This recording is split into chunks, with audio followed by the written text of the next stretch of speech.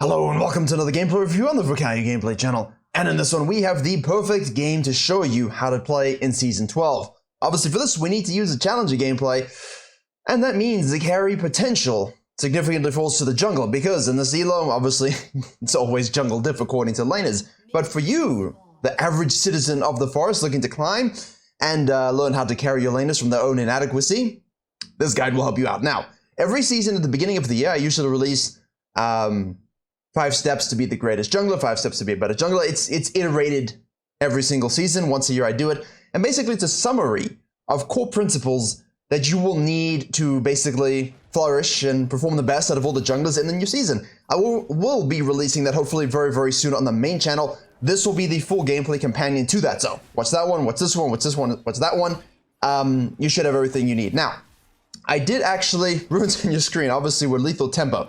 I just wanted to find a Lethal Tempo game that was showing you the power of the rune, but also at the same time not on something completely obvious, because the rune, given that it builds up to 90% attack speed boost over, as you stack it, and gives you that added attack range, plus it gives you everything else that, you need attack speed for, like on a Warwick or on a Nocturne. But Viego can also use it as well, in addition to press the attack. So we have a modern jungle rune for Season 12, and a modern jungle root. Now, what did I mention in the roots video? Red, Raptors, Grom. I said you can full clear and sequence and maximize your experience, hint on that term, or you can go for an early game, early fisting, early ganking, and get out ahead of the enemy jungler. Maintain that lane tempo control. Now, you're against Lee Sin, professional player. I think that's the account, or it's just a meme account, who knows.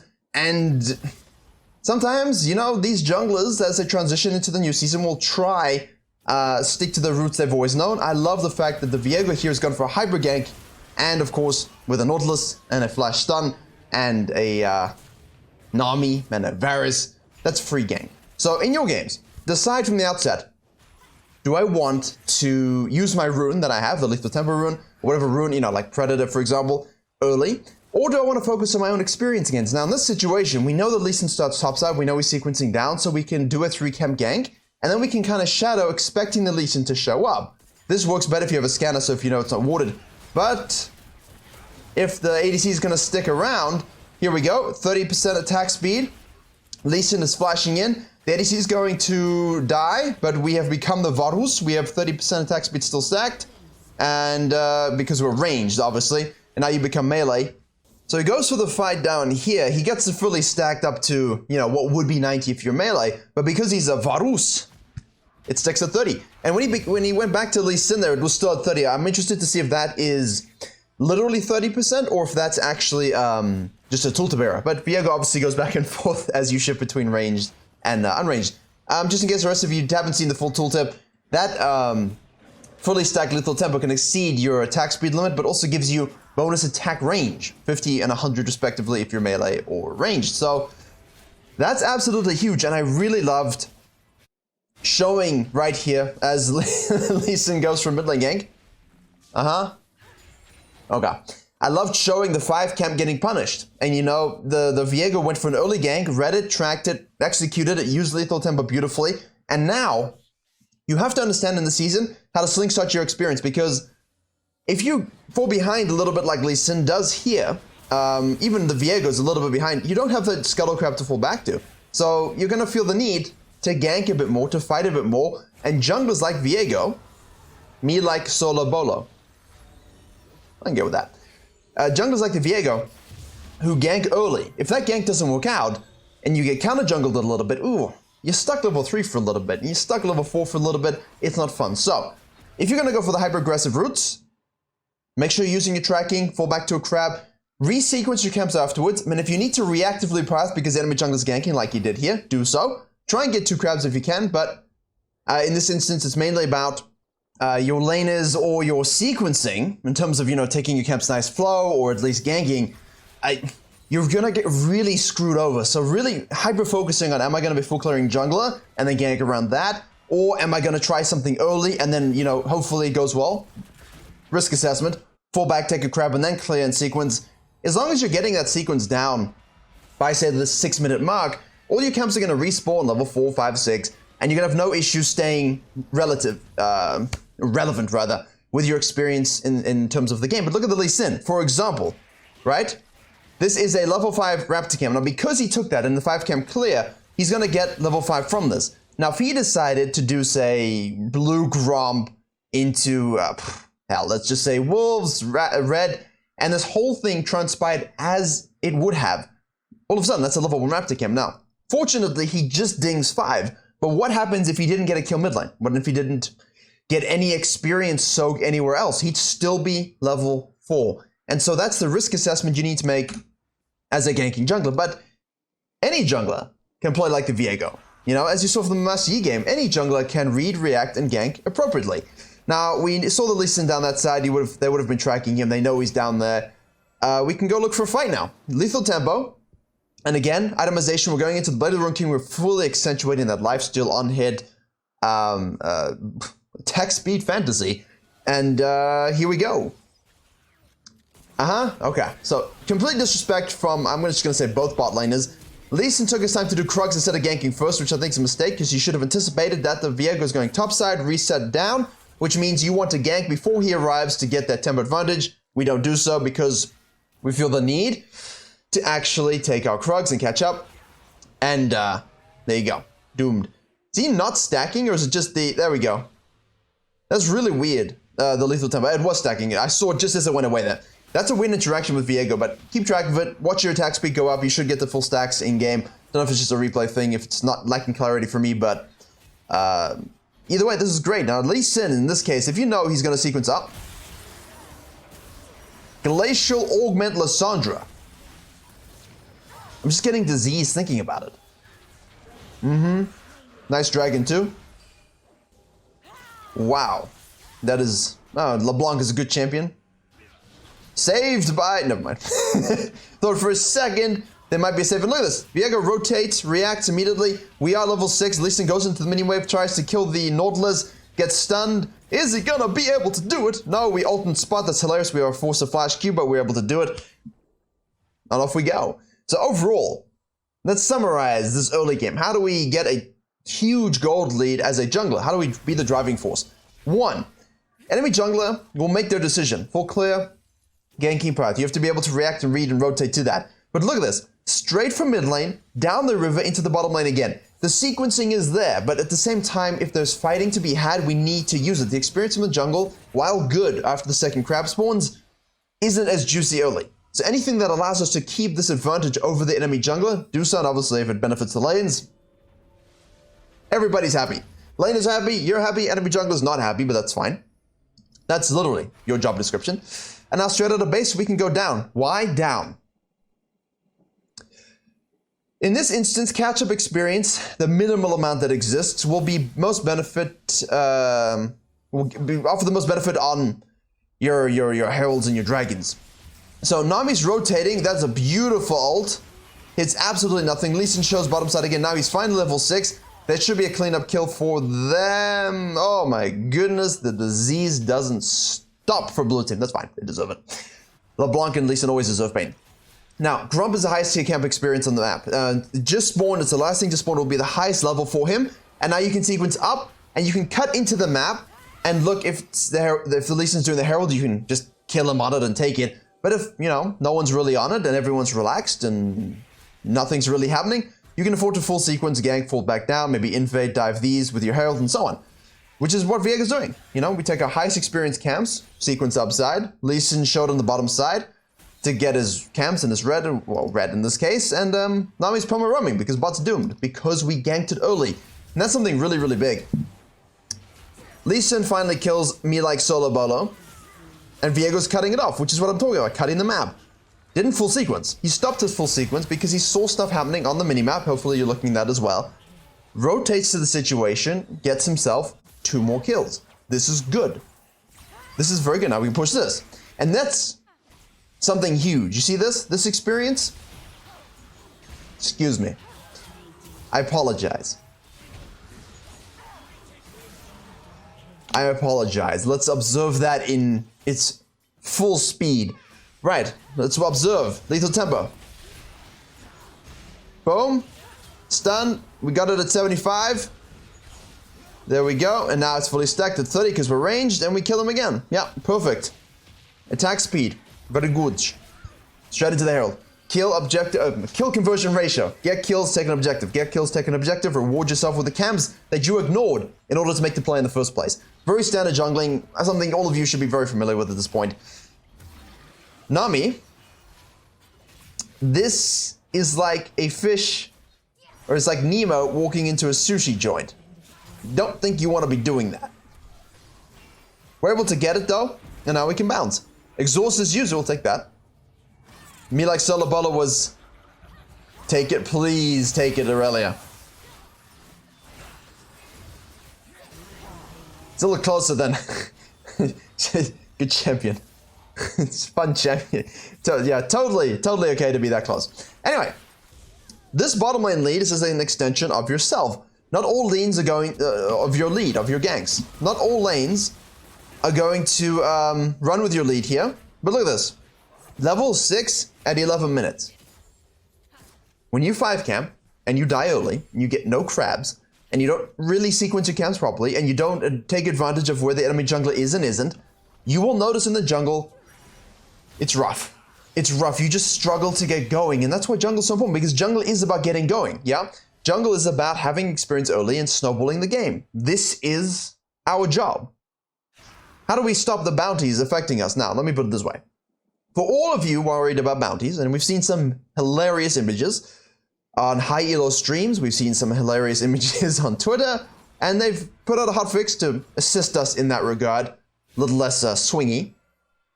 But you're still concerned, aren't you? You're still worried that this Viego has done such a good job of doing all the things necessary to pop off in Season 12 Jungle. Every sort of foundational principle that would have been discussed properly in the accompanying video that will come out later in the week. And he's going to lose because of bounties. If you lose this game because whatever reason, it's not because of bounties. It's because you don't push the map enough. You don't push the map at all. What do I mean by this? Did he go to Wolf? No. Did he go to Chicken? No. He goes to Dragon. He gives blue to the mid laner. Don't do that in your games. Just keep the blue. It's fine. It's fine. Like in high yellow, sure. But, you know, in your games, you can take it. Look, they're diving 3 people in the mid lane because of how fed you got them. He's not finishing the Raptor camp to sort of chill out and say, they got it. No, he rotates, he gets a kill, reactively pass, ditch that. Take this tower, 2 more platings. He has, doesn't have fully stacked lethal tempo, no lethal tempo stack. There's a timer on it, and off he goes. At this point, we are 45 seconds away from the plates disappearing, so do we need to use it here? No, let's use it here. It's also a Hextech Dragon again, so we can use this mobility to counter jungle. We can use this mobility to deny. We can use this mobility to take more towers. And that's what pushing the map is. It means that your jungle is no longer this. This is your savings account, and this is your current account, all right?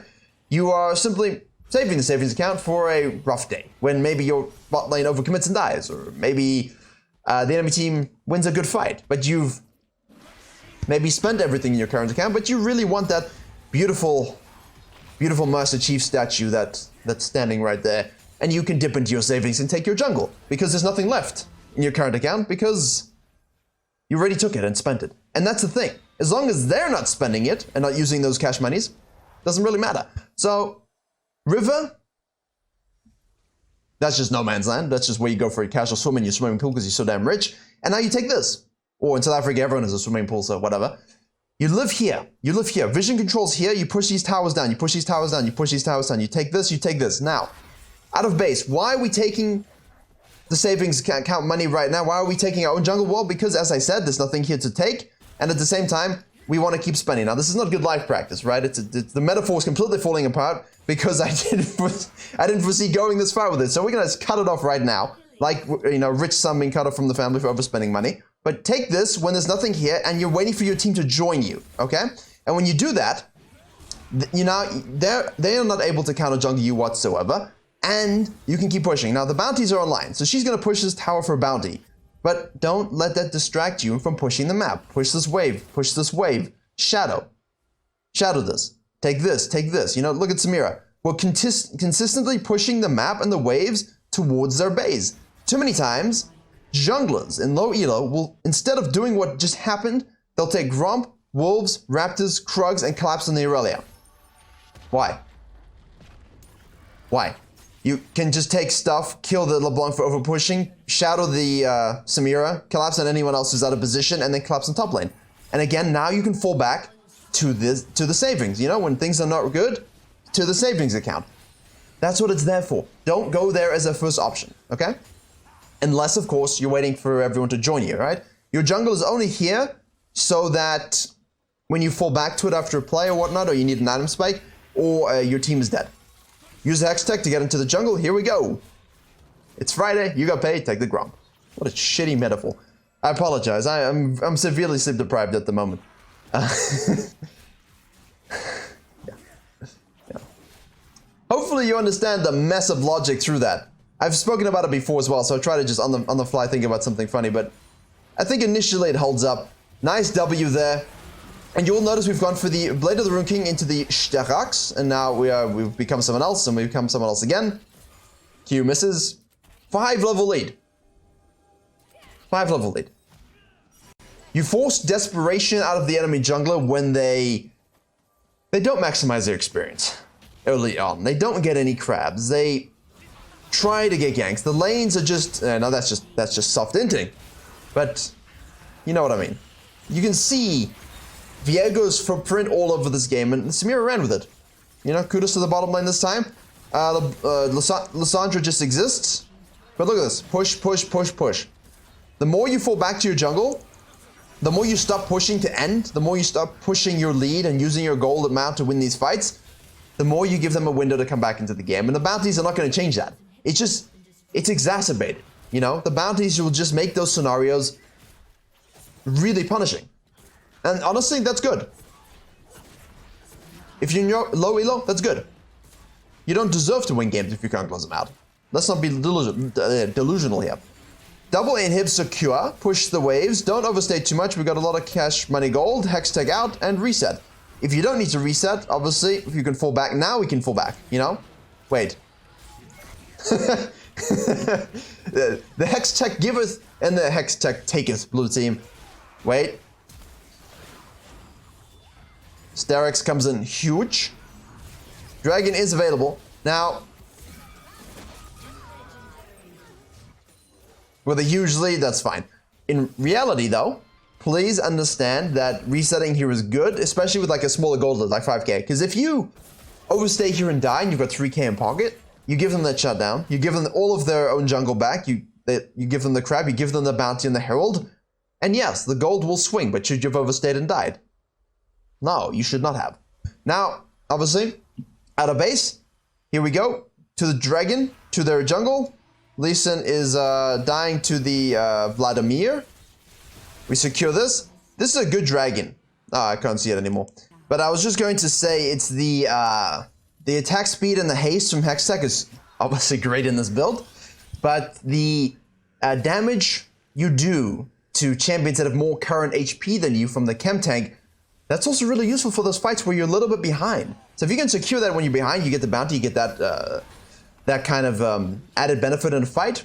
Things can really swing either direction. I definitely feel like, and you'll see a lot of people on Twitter talking about this also, especially people in high elo, they'll be saying things like, some will feel like the game is worse, but a lot of people feel like it's good because the game isn't as snowballed because there are these mechanisms. So in Diamond and below, trust me, there are these windows where you can get bounties and sort of give gold to your team and to yourself. And here we go, final fight maybe? Yeah, this is final fight. Bide your time, bide your time, bide your time. I'll finish the thought in a second. Look at this, just bide your time. No reason to commit and die. This is not KDA playing, by the way. This is just playing smart. If they're wasting spells on someone else that isn't you and you are the most fit member, that's not boosting your KDA. It's literally you just playing the fight perfectly, which is exactly what we want to do. Ah, this clip. This is where that's where this is from. Okay. This was in Best Junglers. Or, no, the one before that, the Roots video. I can't remember.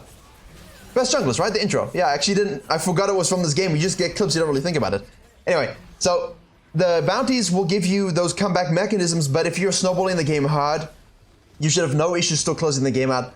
Hopefully from the last two games, you can see exactly how this works. Also, hopefully you can see all the things you need to focus on in the jungle. You need to make sure you're cutting the map, having a good aggressive route, tracking the enemy jungle and setting up those counter gangs. And if you need to roam the rivers to get those fights and get those ganks off, especially in chain events, you know, without falling back to your camps, absolutely fine. Reward yourselves with camps afterwards. Keep those dragon controls under control. Get those heralds. And yeah, perfect game to show you how to jungle with this one as well as the U1 as well as the Kindred one. Basically just trying to cover a variety of scenarios and champions as well as new runes and items. Yeah, hope you enjoyed and learned something. Please do like, share, and comment if you did.